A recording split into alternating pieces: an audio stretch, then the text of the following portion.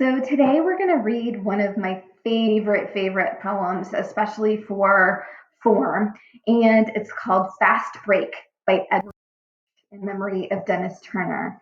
So here it goes.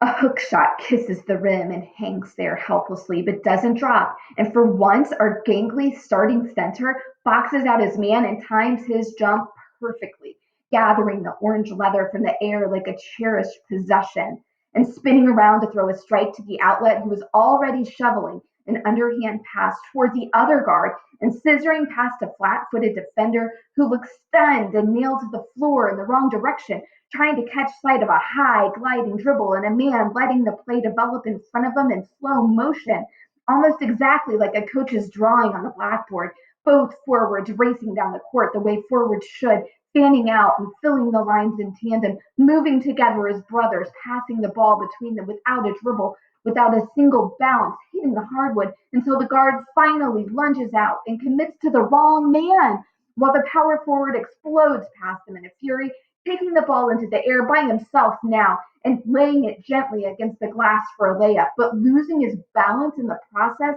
inexplicably falling, hitting the floor like with a wild, headlong motion for the game he loved like a country, and swiveling back to see an orange blur floating perfectly through the net. Whew.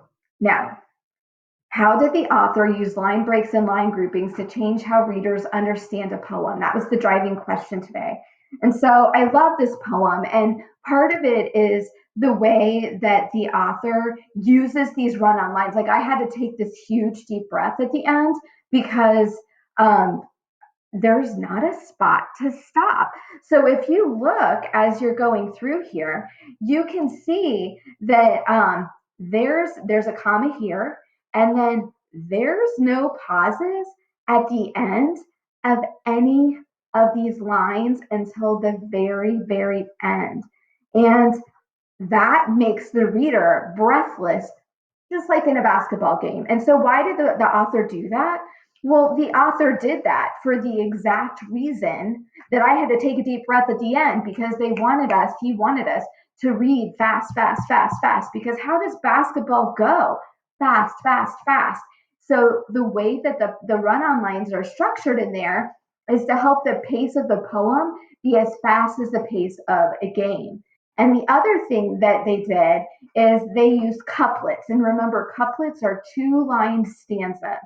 And the way that it looks, the way that it's laid out on the page, you can see it almost looks like two players, passing it back and forth going down the court.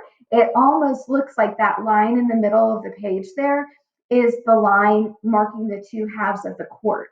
So everything about the way this poem looks and everything about the way the poem is structured with punctuation is to help enhance this idea and help us picture the way that a basketball game would feel and sound, and the breathlessness would all be captured.